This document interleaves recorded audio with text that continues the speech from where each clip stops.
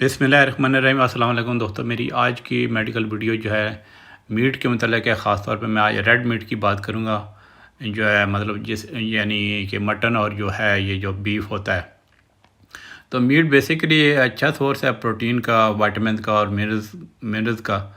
तो लेकिन ये कि इसके खाने में एहतियात काफ़ी करनी चाहिए, क्योंकि ये ना कि जो कुछ मीट्स होते हैं जो उसमें सैचुरेटेड फैट ज़्यादा होती है और जिसकी वजह से आपके ब्लड में कोलेस्ट्रॉल बढ़ जाता है। तो अगर ज़्यादा कोलेस्ट्रॉल हो जाए तो फिर यह कि आपकी जो ना खून की नालियों में, हार्ट की जो खून की नालियाँ होती हैं ख़ास तौर पे, उसमें वो कोलेस्ट्रॉल के जो है अगर डिपॉज़िट चले जाएँ तो फिर हार्ट अटैक होने का ख़तरा होता है। और अगर तो आप ज़्यादा या रेड मीट खाते हैं या प्रोसेस मीट खाते हैं तो यह ना कि वो यही रिकमेंड किया जाता है कि आप जो है ना उसको आप उसका कट डाउन कर लें, क्योंकि इसमें फिर ये भी है कि जो बड़ी आंत का कैंसर का भी बड़ा इसमें रिस्क होता है। और जो आपकी जो हेल्दी बैलेंस डाइट होती है उसमें यह कि जो प्रोटीन मीट से आते हैं और फिर यह कि जो मतलब रेड मीट के अलावा फिर और जो हम दूसरा जो वाइट मीट होता है यानी फ़िश और चिकन वगैरह, उससे वो आपके प्रोटीन मिल सकते हैं, एग से मिल सकते हैं, फिर बीन्स वगैरह से या पल्सेस से वो आपको प्रोटीन मिल सकते हैं।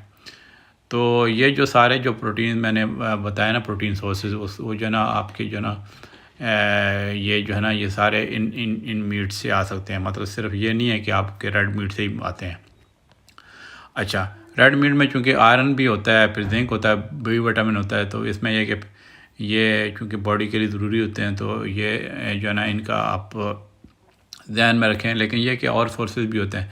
फिर विटामिन B12 का बड़ा वो जो है ना उसमें वो मेन सोर्स है मीट का। तो अच्छा, फिर ये कि जो इसमें आप जब मीट लेते हैं तो उसमें एहतियात करें कि जब आप ख़रीदते हैं तो उसमें आप कोशिश करें कि जहाँ से ख़रीदते हैं उसको कहें कि फ़ैट रिमूव करा दें।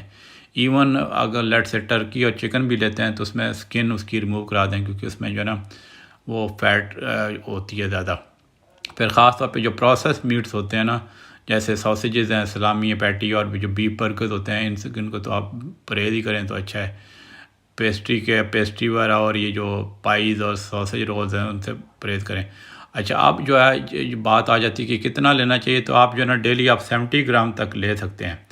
मतलब ये है कि एवरेज ये समझने कि हफ्ते में आप जो है ना आधा किलो जो है ना वो आप आधा किलो से ज़्यादा नहीं लेना चाहिए। तो ये थी मेरी वीडियो मीट के बारे में। उम्मीद है आपको पसंद आई होगी। ओके जी, अल्लाह हाफ़िज़।